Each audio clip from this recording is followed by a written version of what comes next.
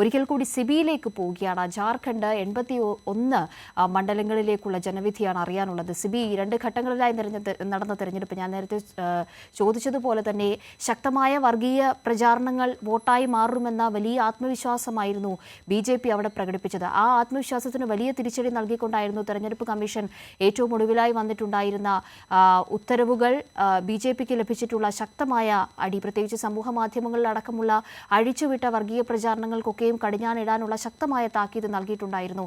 അത് ജനങ്ങളുടെ മനസ്സിൽ വലിയ തോതിലുള്ള ചർച്ചയായിട്ടുണ്ട്, പൊതുമണ്ഡലത്തിൽ വലിയ തോതിൽ ചർച്ചയായിട്ടുണ്ട്. ഇനിയും വർഗീയത പറഞ്ഞ് വോട്ട് പിടിക്കാൻ ജാർഖണ്ഡിൽ കഴിയില്ല എന്ന ഒരു താക്കീത് കൂടി BJPക്ക് വോട്ടർമാർക്കിടയിൽ നിന്ന് ലഭിച്ചിട്ടുള്ള ഒരു ഘട്ടമാണോ? വലിയ ആത്മവിശ്വാസം ഈ ഒരു ഘട്ടത്തിൽ പ്രകടിപ്പിക്കുന്നുണ്ടോ? ജാർഖണ്ഡിൽ ഒരു അട്ടിമറിയാണോ ഈ ഒരു ഘട്ടത്തിൽ പ്രതീക്ഷിക്കേണ്ടത്? എങ്ങനെയാണ് ഇപ്പോൾ നടക്കുന്ന തയ്യാറെടുപ്പുകൾ വോട്ടെണ്ണലിനു വേണ്ടി?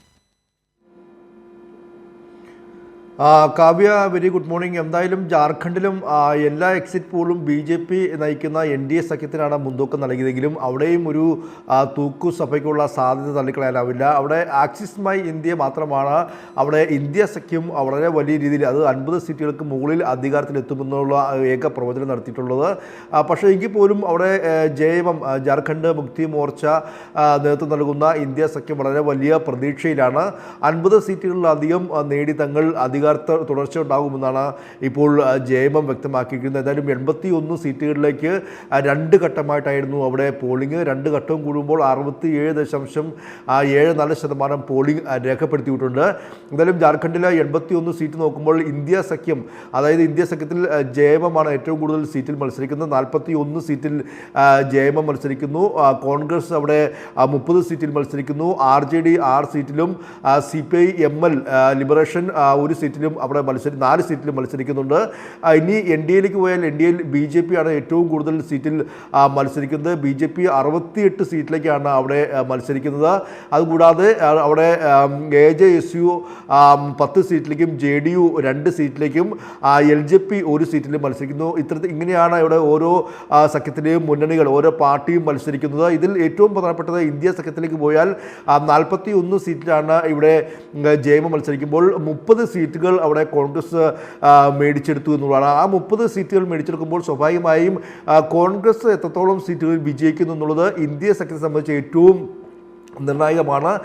കോൺഗ്രസ് 30 സീറ്റിൽ ഒരു പകുതി സീറ്റിലെങ്കിലും വിജയിച്ചില്ലെങ്കിൽ അവിടെ ഇന്ത്യ സഖ്യത്തിന് അധികാരത്തിൽ വരാനുള്ള സാധ്യത മങ്ങുമെന്ന കാര്യത്തിൽ യാതൊരു സംശയമില്ല.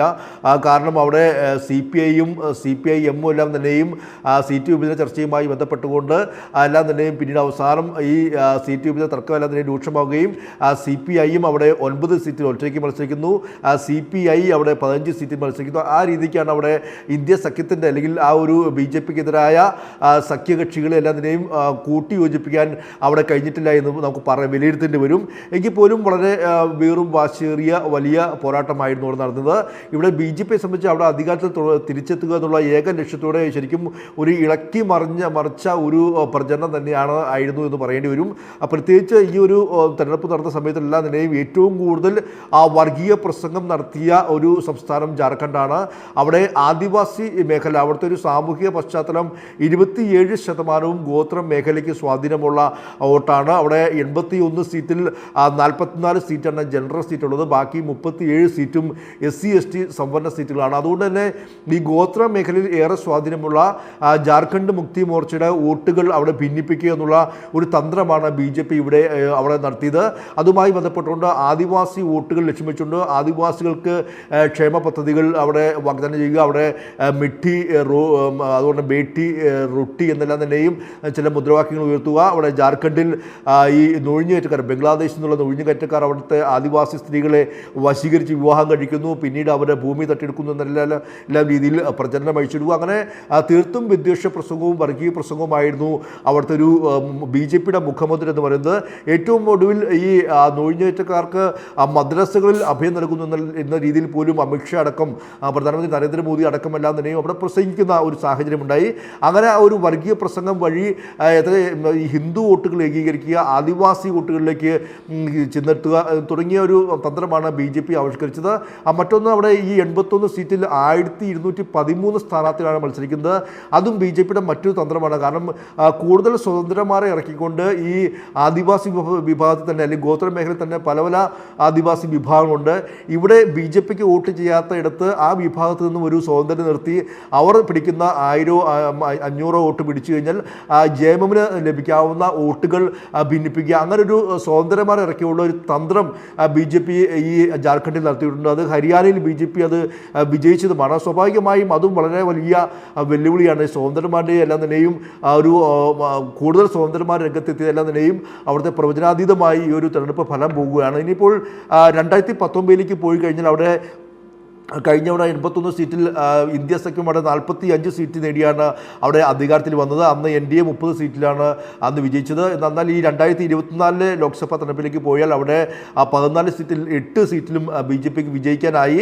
അവിടെ JMMന് 3 സീറ്റ് മാത്രമാണ് ലഭിച്ചത്. കൂടാതെ കോൺഗ്രസിന് 2 സീറ്റും AJSUവിന് 1 സീറ്റുമാണ് ലഭിച്ചത്. എന്തായാലും കണക്കുകളെല്ലാം വെച്ച് നോക്കുമ്പോൾ സ്വാഭാവികമായും അവിടെ ആര് അധികാരത്തിൽ വരുമെന്ന കാര്യത്തിൽ ഇപ്പോഴും ഒരു ആശങ്ക, അല്ലെങ്കിൽ ആ കാര്യത്തിൽ ഒരു തൂക്ക് സഭയ്ക്ക് സാധ്യതയും അവിടെയും ഉണ്ട്. അതുകൊണ്ട് തന്നെ ശിവരാജ് സിംഗ് ചൗഹാൻ അടക്കമുള്ള BJPയുടെ പ്രധാന നേതാക്കളെല്ലാം തന്നെയും ജാർഖണ്ഡിൽ തമ്പടിച്ചിരിക്കുകയാണ്. അവിടെ അസം മുഖ്യമന്ത്രി ബിശ്വ ഹിമന്ത ശർമ്മയ്ക്കായിരുന്നു അവിടുത്തെ ഒരു ചാർജ് BJP നൽകിയിരുന്നത്. എന്തായാലും വളരെ വലിയ രീതിയിലുള്ള പ്രചരണമാണ് അവിടെ നടത്തിയത്. അവിടെ BJPയെ സംബന്ധിച്ച് അവിടെ നരേന്ദ്രമോദിയും അമിത്ഷായും എല്ലാം തന്നെയും JP നദ്ദ എല്ലാം തന്നെയും വിവിധ റാലികളിൽ പങ്കെടുത്തു. പക്ഷേ കോൺഗ്രസ് സംബന്ധിച്ച് നമുക്ക് എടുത്തു പറയേണ്ട, കോൺഗ്രസ് അവിടെ വലിയ പ്രചാരണം നടത്തിയില്ല. പ്രത്യേകിച്ച് രാഹുൽ ഗാന്ധി 2 തവണ മാത്രമാണ് ഈ ജാർഖണ്ഡിൽ എത്തിയിട്ടുള്ളൂ. 30 സീറ്റുകൾ മത്സരിക്കുന്നുണ്ടെങ്കിൽ പോലും അതിനനുസരിച്ചുള്ള പ്രചരണം അവിടെ നടത്തിയില്ല എന്നുള്ളൊരു പരക്കെയൊരു ആരോപണം ഇന്ത്യ സഖ്യത്തിൽ തന്നെ ഉണ്ട്.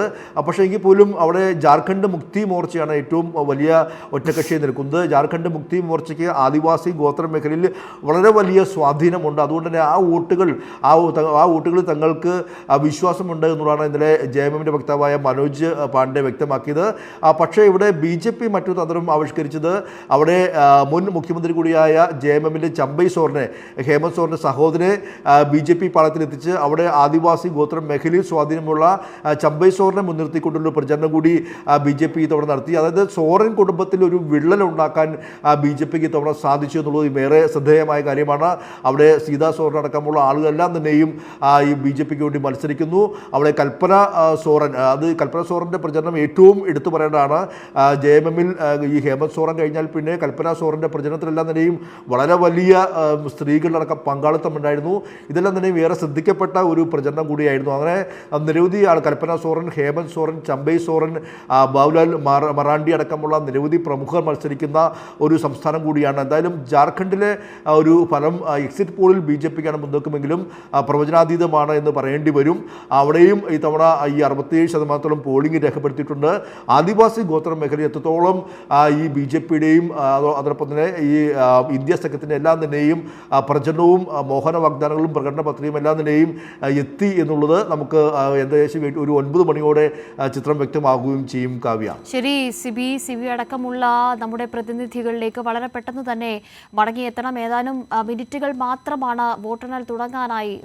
ബാക്കി ഒരേ ഒരു മണിക്കൂർ മാത്രം ഇനി ബാക്കി നിൽക്കുന്നു. ആദ്യ ഫലസൂചനകൾ 8:15 തന്നെ അറിയാനാകും. നേരത്തെ നമ്മുടെ പ്രതിനിധികൾ സൂചിപ്പിച്ചതുപോലെ പിന്നീട് ചുരുങ്ങിയ മണിക്കൂറുകൾക്കകം തന്നെ ഈ മണ്ഡലങ്ങളൊക്കെയും ഈ ജനമനസ്സുകളൊക്കെയും എങ്ങനെയാണ് ഈ ഒരു തെരഞ്ഞെടുപ്പിനോട് പ്രതികരിച്ചത് എന്ന ചിത്രം പൂർണ്ണമാകും.